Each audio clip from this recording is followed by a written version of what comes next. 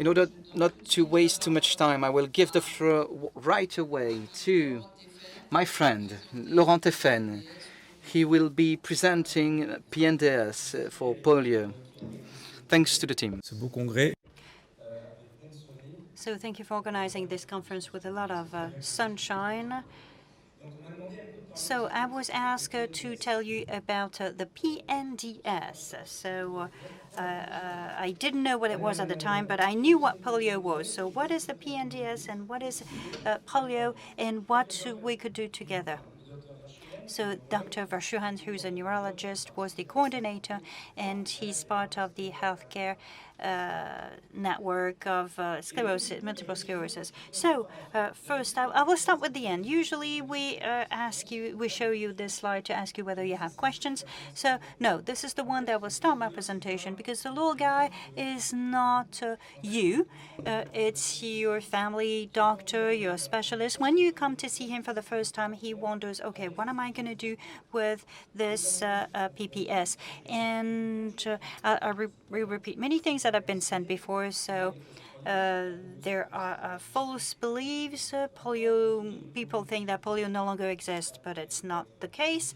They think that this post-polio syndrome does not exist. You're here to tell them wrong. And there are many different cases. So how can we help those doctors? So thank you for your attention. It's not the end yet, but thank you for paying attention and to communicate or to share all these elements to the different people around you, whether they're scientists or not. So he is a post-polio patient, and who will you see? So you might see geriatrician, orthopedic specialist, because you might need knee surgery, hip surgery, or a scoliosis that got worse. So what can he do in which conditions? So he's going to have to check with the anesthetist, as you will say this afternoon. Most of the time you've been referred by the podoorthesis because some improvement have been done, and you heard about those improvements on the net, but there are also things that you've done yourself, as Professor François Genet said, and that maybe we could improve. And also because even though you try to repair your equipment, you're going to need a new one at some point.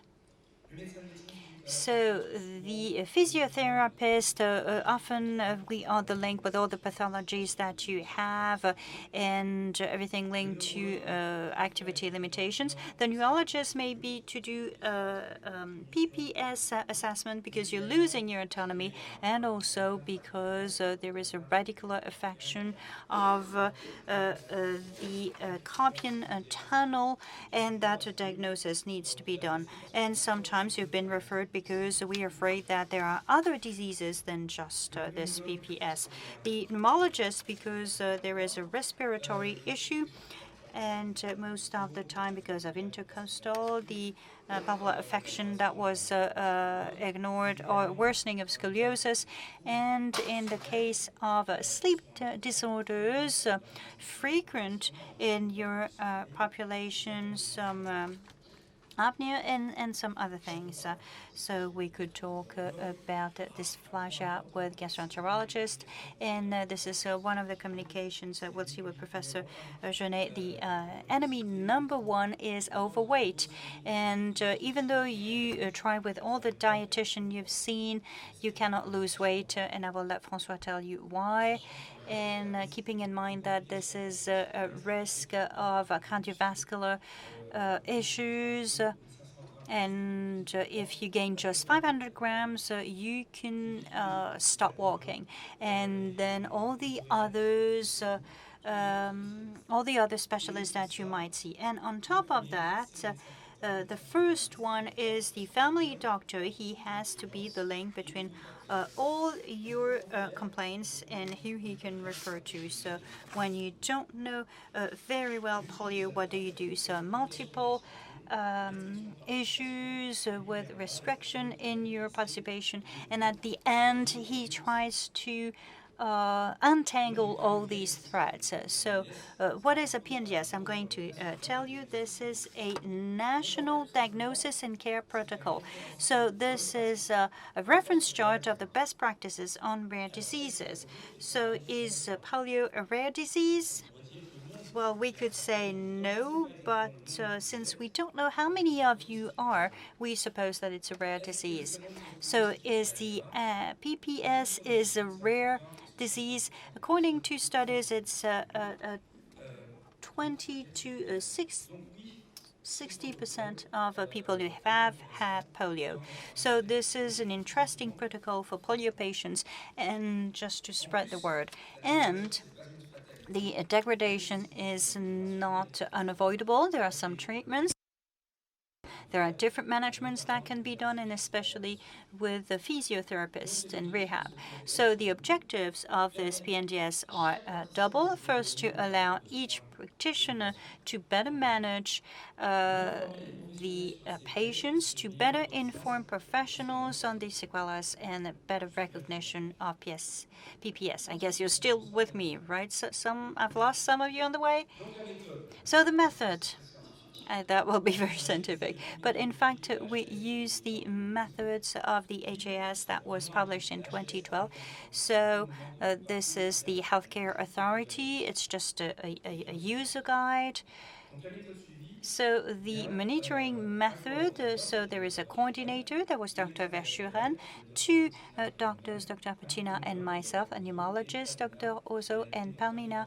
He was a clinical researcher. He reviewed all the literature. So based on our expertise and the literature, to tell us whether there are some treatments or things that have been clinically validated, we we did a first project. Then this project went through experts, a panel of experts, and expert patients. We made some corrections, and then it was validated by the High Health Authority. And the High Health Authority did not intervene; they will just do monitoring. So here, just to tell you the different people who were involved, I think this is the previous version, but there were physiotherapists, neurologists, and so all kinds of experts and neurologists. Some do pay attention, some orthopedists, some physiotherapists, expert patients, and a psychologist. The results. In fact, I will not be able to tell you about the whole thing, everything that was drafted, but I will show this in 3 parts. The first one is the PPS diagnosis, and you've seen the rest at different conferences, and you'll see it again today. So the PPS diagnosis is a clinical one. So first we have to listen to what you are saying about your loss of autonomy and why you're losing your autonomy. We need to do a clinical assessment, and then we're going to do some paraclinical assessment to see whether there are other diagnoses that can explain this loss of autonomy. Is it because of aging, another pathology, or is it just PPS? So what seems to say that it's PPS is that it came about quite quickly, so acute or subacute, a new deficit, so deficits that happened in locations that were not affected or that you did not remember as being affected, but because you were young at the time. And that's the benefit of this management with the testing that were done when you were a child. So to bring the tests with you, if you have them, so that we can make a comparison. And then the EMGs, if you had any for other reasons, to compare these EMGs and to identify acute pathologies or some nerve issues in other locations that could help us to identify the PPS. So that's the first part of this PNDS, of this care protocol. The second part is the treatment. there is no validated treatment for PPS. Validated means that there is no study that confirmed that is a more efficient treatment. That doesn't mean there are no trials, and depending on the person or what you represent, that can be some treatments. But as a validated form, there's no treatment that's been validated. But I repeat it, screening, common pathologies, some sleep apnea, some respiratory issues, all these small anomalies will allow us to alleviate those consequences. There must be a multidisciplinary monitoring, at least a physiotherapist and rehab to draw a link between the different things. We talk a lot about resting, taking a nap, especially in Marseille in the south, but there must be some adapted physical activity. So this sports upon prescription, you need to take this opportunity. So it has to be adapted to each person and not just a one-size-fits-all. Now, the equipment, so you've seen with the different innovations, the importance of taking stock to adapt this in 3 dimensions, not just to be adapted based on new technologies. The third part is the monitoring. So I'm repeating a bit what has been said, the importance of your monitoring and follow-up, and especially before you get complications, so that we can do almost secondary prevention or primary prevention, especially for comorbidities, avoiding gaining weight, avoiding other complications, osteoporosis. So gaining weight, François will tell you about it. Osteoporosis, you cannot avoid it, but you probably already have a bit of osteoporosis in your leg that is affected or in both, and it's not been treated yet. So this is a benefit-risk ratio. So the osteoporosis treatment is usually for generalized osteoporosis. So do we need to treat local osteoporosis? That's a question we ask every time. It depends on the risk of falling.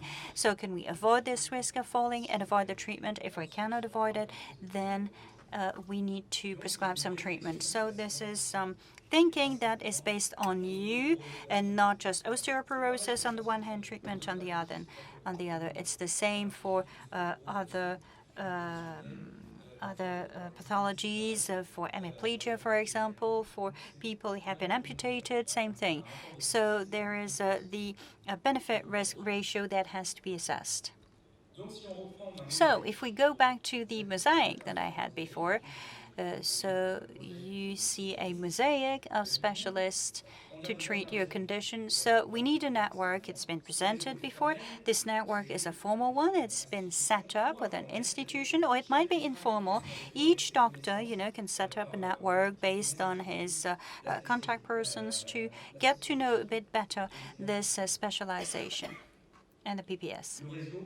So the network, like we said before, I don't come back to what Professor Yannick said during the first conference on polio in Paris.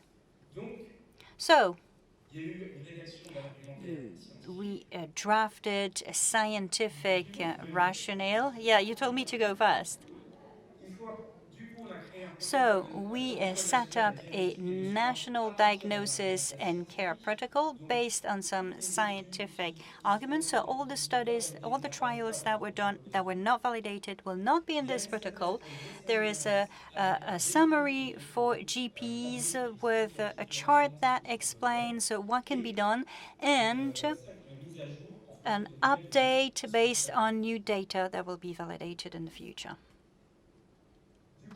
So, yes, you will find the light at the end of the tunnel based on this PNDS. That's what we hope for. So the goal was to have a better knowledge at the second goal, and this is why it's on the Health High Authority. And there's been some oral communication done to SOFMER, the Physical and Rehab Medicine Society, and we hope we'll be able to share that with neurology, pediatrics, and also to our GP colleagues. So I do not end with a question mark, but by an assertion. We have to be careful. You have to be careful to what will come next. This is also a statement that, well, if there is a small question, your doctors can check the different websites that I've mentioned. And if they're not fast enough to go to a website, they can use these barcodes. So this is not the menu for the lunch break. This is the scientific rationale on top, the PNDS in the middle, and a summary for GPs at the bottom. Thank you for your attention.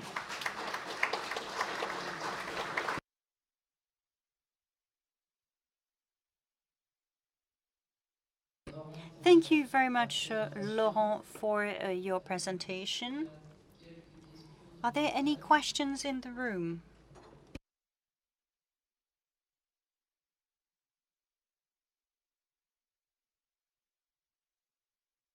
I don't speak French very well, but you have a link with Belgian with the Flemish part? No? Well, that's this care protocol has been done by the National Health Authority in France, but they can go to the website and they can benefit from it in a way. But Belgium does a lot of good stuff already on this management. But the post-polio Belgium on the Flemish part is. We're missing people like you. Oh, that's very sweet of you. You come from Marseille. Can you come from Marseille to Flanders? Yeah, but I don't speak Flemish very well. Okay, thank you.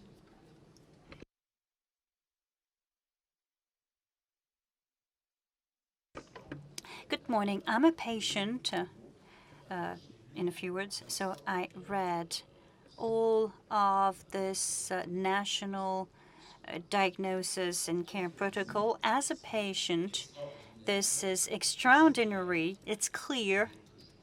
So I'm not a doctor, so I don't have that kind of knowledge, but I think that I managed to understand very well this protocol. It's very clear, and I wanted to congratulate you and the whole team who have worked on this document. On top of that, for GPs who are still around and who are telling us you're getting older, don't go and check on the email because you're going to get all the other diseases. That's what my GP told me. So with this, we can give them the scientific proof and medical proof, high-level evidence of what we can tell them about ourselves. So thank you very much for this. And I really encourage you to read it, to share this with your GP, to share this with your physiotherapist also, because there's a whole chapter that can be useful to them to work with us. Thank you very much. Yeah, physiotherapist or orthotic specialist, yes, share with them. Thank you very much. One last question so that we don't get too late. Last question, yes. I think that on behalf of Polio-France, we're going to disseminate this in the polio info on our website, probably, right, Robert? And to share this with our members and to relay this information. I think that you had the experience in a group in Lamalou. There were polio patients, and they were very interested, and I think that we should be able to disseminate this. Yes, thank you. Thank you. Would like to thank all the speakers for the morning session that was quite rich in exchanges and presentations. I think that we're going to close this first part of the day, and now I give the floor to Mr. Cordier to tell you about what will be coming next.